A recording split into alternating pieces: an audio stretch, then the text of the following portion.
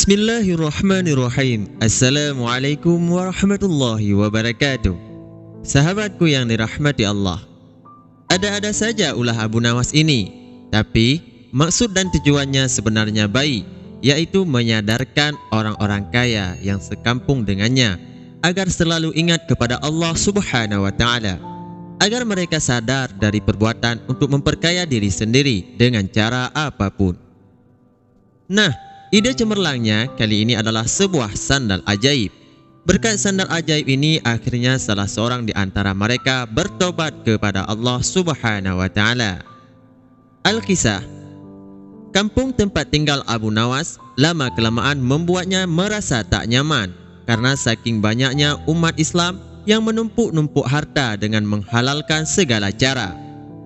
Otomatis hal ini membuat Abu Nawas gusar, karena sebagai seorang ulama, Abu Nawas berpikir bahwa hal itu bertentangan dengan ajaran Islam. Untuk menghentikan perbuatan buruk tersebut, Abu Nawas memutar otak mencari ide yang tepat untuk menyadarkan banyak orang. Setelah berpikir panjang, akhirnya ia menemukan ide cemerlang, yaitu ide sandal ajaib.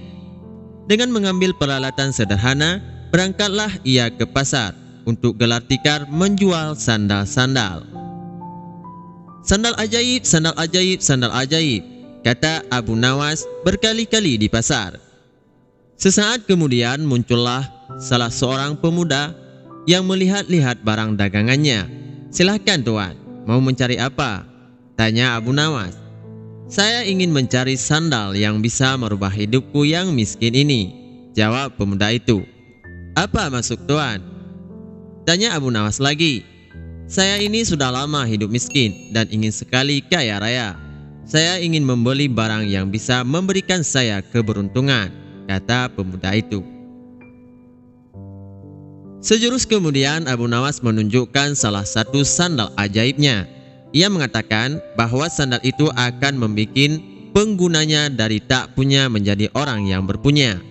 Karena tertarik, pembeli itu akhirnya jadi juga membeli sandal ajaib itu dengan harga yang lumayan mahal. Si pemuda langsung saja memakai sandal ajaib itu, berkeliling kampung dengan harapan semoga keberuntungan segera berpihak kepadanya. Akan tetapi, harapannya tak kunjung terwujud. Jangankan keberuntungan, si pemuda malah dikira pencuri di kampung tersebut. Untung saja para warga tak sampai menghakiminya. Karena merasa tertipu, pemuda itu kembali lagi menemui Abu Nawas untuk protes. "Assalamualaikum," sapa pemuda itu. "Waalaikumsalam. Ternyata tuan. Bagaimana kabar tuan?" tanya Abu Nawas. "Kabar jelek. Aku selalu ditimpa kemalangan gara-gara sandal ini. Padahal dulu engkau mengatakan kalau sandal ini bisa mendatangkan keberuntungan, bisa menjadi kaya dan terkenal. Tapi mana buktinya?" protes si pembeli. "Seingat saya tidak pernah mengatakan seperti itu tuan," sergah Abu Nawas. "Saya hanya mengatakan bahwa bila tuan pada mulanya orang yang tidak punya, maka dengan membeli sandal ini tuan akan menjadi orang yang berpunya.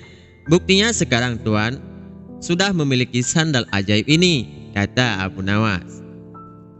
Begitu mendengar penuturan Abu Nawas, pemuda itu hanya bisa diam. Ia menyadari bahwa dirinya sedang salah tafsir. "Lalu mengapa engkau mengatakan bahwa sandal ini ajaib?" tanya si pembeli. "Karena merek sandal ini adalah ajaib, sandal ajaib," jawab Abu Nawas. Akhirnya pemuda itu pergi begitu saja tanpa sepatah kata pun. "Tunggu tuan, saya ingin mengatakan sesuatu kepada tuan. Mungkin saja akan ada manfaatnya," kata Abu Nawas. "Jangan percaya kepada barang ajaib, karena percaya pada sesuatu selain Allah Subhanahu wa Ta'ala bisa membuat kita syirik dan akan mendapatkan kesusahan di dunia dan akhirat kelak.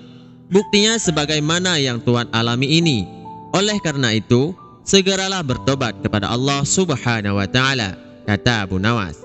Mendengar penuturan Abu Nawas, sepertinya pemuda itu menyadari kesalahannya. Ternyata banyak sekali hal-hal yang bisa membawa kepada perbuatan yang dimurkai Allah Subhanahu wa Ta'ala. Mulai saat itulah ia bertobat kepada Allah Subhanahu wa Ta'ala. Demikianlah kisah Abu Nawas dengan sandal ajaib. Semoga bermanfaat dan menjadi pelajaran bagi kita semua. Wabillahi taufiq wal hidayah. Wassalamualaikum warahmatullahi wabarakatuh.